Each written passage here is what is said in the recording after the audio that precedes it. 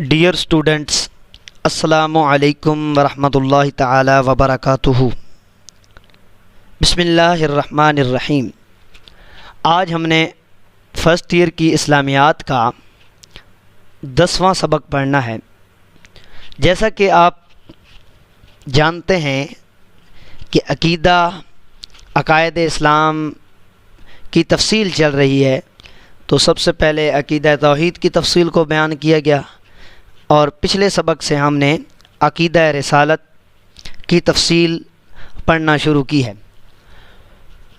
رسالت کے متعلق کچھ باتیں ہم نے پچھلے لیکچر میں کی کہ رسول اور نبی کون ہوتے ہیں اور رسول اور نبی میں کیا فرق ہوتا ہے۔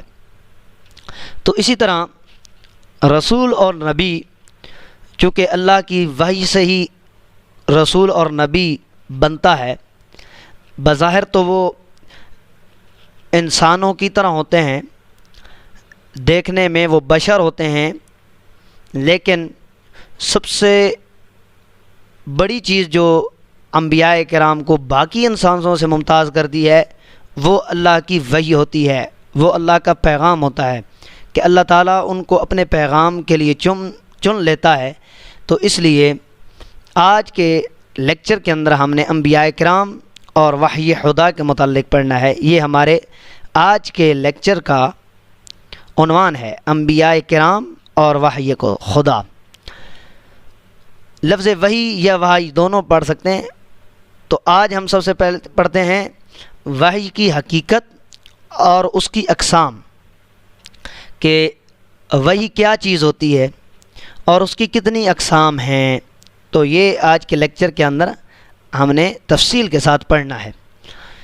تو ہم اپنا سبق شروع کرتے ہیں۔ سب سے پہلے وحی کا لغوی معنی ہم پڑھ لیتے ہیں۔ وحی کا لغوی معنی، کیونکہ یہ عربی زبان کا لفظ ہے، تو عربی لغت میں وحی کا کیا معنی ہوتا ہے؟ تو اس کے دو معنی ہیں۔ پہلا ہے دل میں کوئی بات چپکے سے ڈالنا، القاء کر دینا، ڈال دینا، دل میں چپکے سے کوئی چیز ڈال دینا، اسے کہتے ہیں وحی۔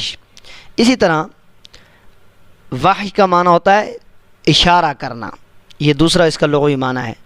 کوئی بات چپکے سے دل میں ڈال دینا یا اشارہ کرنا، یہ وحی کا لغوی معنی ہے۔ اسی طرح وحی کا اصطلاحی معنی پڑھ لیتے ہیں کہ دین اسلام کے اندر وحی سے کیا مراد ہے۔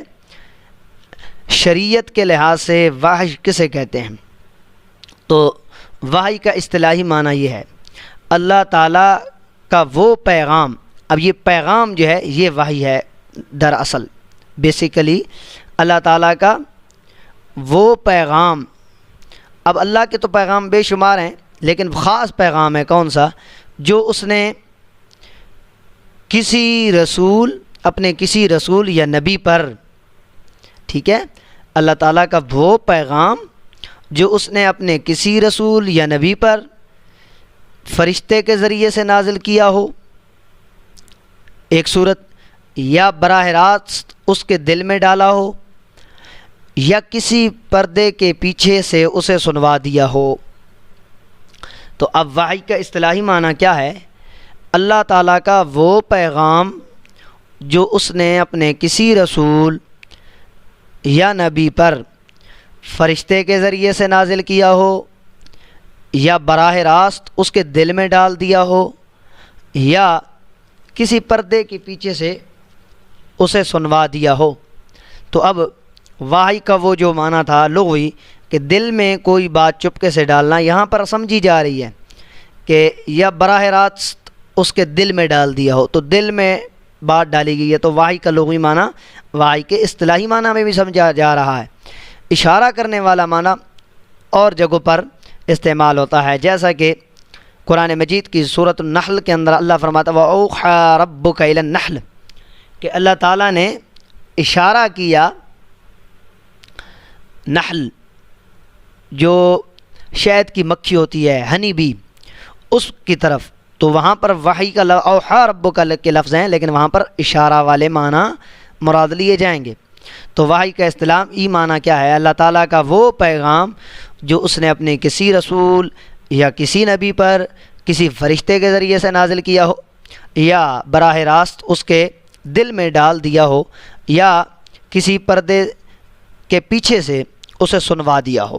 تو اب یہ تین صورتیں یہاں پر بیان کی گئی ہیں کہ اللہ تعالیٰ جو اپنا پیغام کسی نبی یا رسول پر بھیجتا ہے تو اس کی ایک صورت تو یہ ہو سکتی ہے کہ وہ کسی فرشتے کو نازل کر کے بھیج کے اور وہ فرشتہ اس نبی کو بتا دیتا ہے، پہلی صورت۔ اور دوسری صورت یہ ہے کہ اللہ تعالیٰ بغیر کسی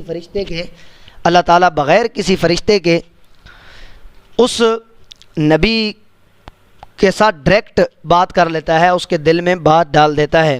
اور تیسری صورت یہ ہے کہ پردے کے پیچھے سے اسے سنوا دیا جاتا ہے۔ اس کی تفصیل انشاءاللہ میں آگے بیان کرتا ہوں، لیکن سب سے پہلے جو وحی کا اصطلاحی معنی ہم نے پڑھا ہے، اس کے اندر تین صورتیں ہیں کہ اللہ تعالیٰ پیغام کبھی تو اپنے رسول یا اپنی نبی کو کسی فرشتے کے ذریعے سے بھیجتا ہے، تو یہ ایک صورت ہے۔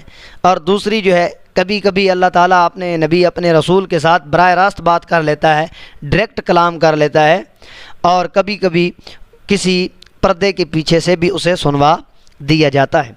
تو اب یہ جو تین صورتیں ہیں ان تین صورتوں کو قرآن مجید نے واضح طور پر بیان کیا ہے، اور وہ قرآن مجید کی سورۃ الشورى کی یہ آیت ہے۔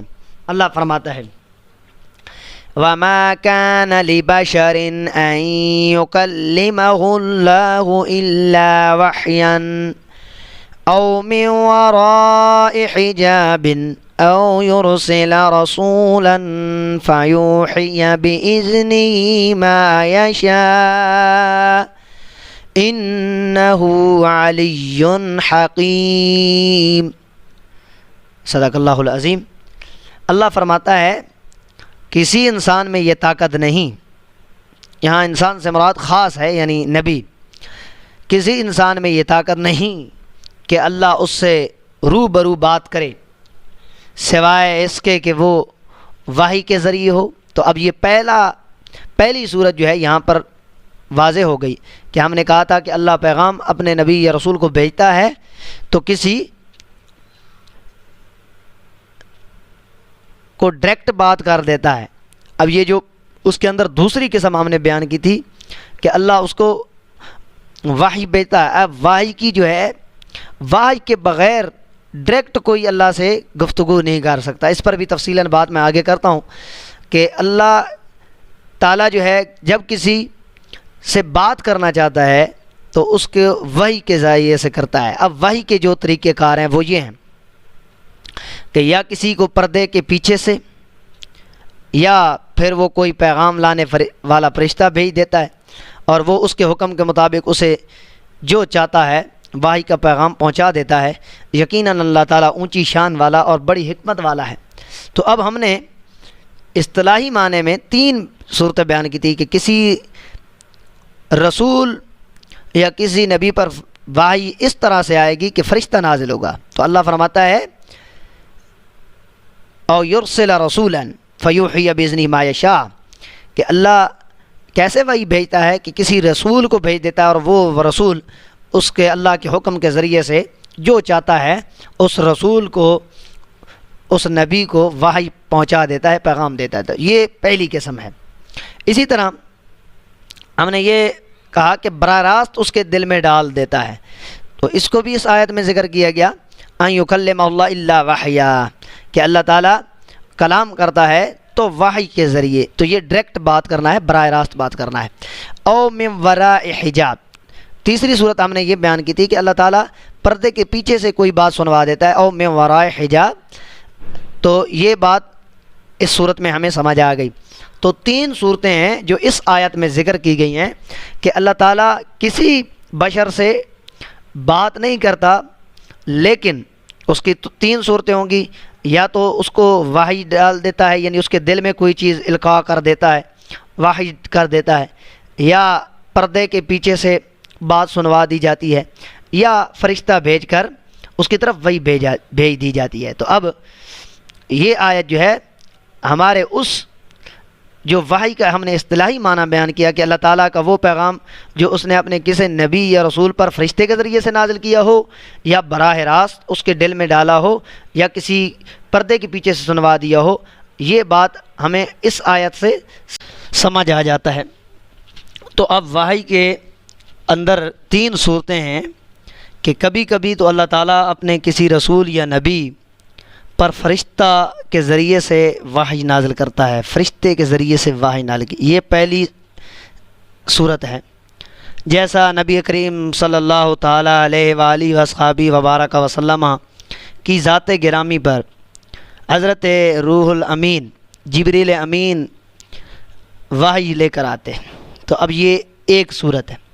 اسی طرح کبھی کبھی اللہ تعالیٰ کسی نبی کے دل میں براہ راست بھی بات ڈال دیتا ہے، اور یہ بھی نبی کریم صلی اللہ علیہ وسلم کے ساتھ ایسا ہوتا تھا کہ کوئی وحی لانے والا فرشتہ نہ آتا، بلکہ نبی کریم صلی اللہ علیہ وسلم فرماتے ہیں کہ مجھے آواز سنائی دیتی۔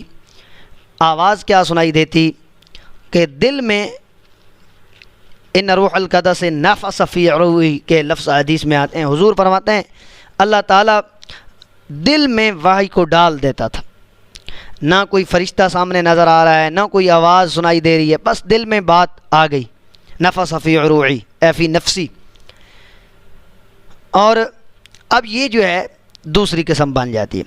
اسی طرح تیسری قسم یہ ہے کہ اللہ تعالیٰ کسی نبی کے ساتھ کسی نبی پر ایسے وحی نازل کرتا ہے کہ اس کو پردے کے پیچھے سے سنوا دیتا ہے۔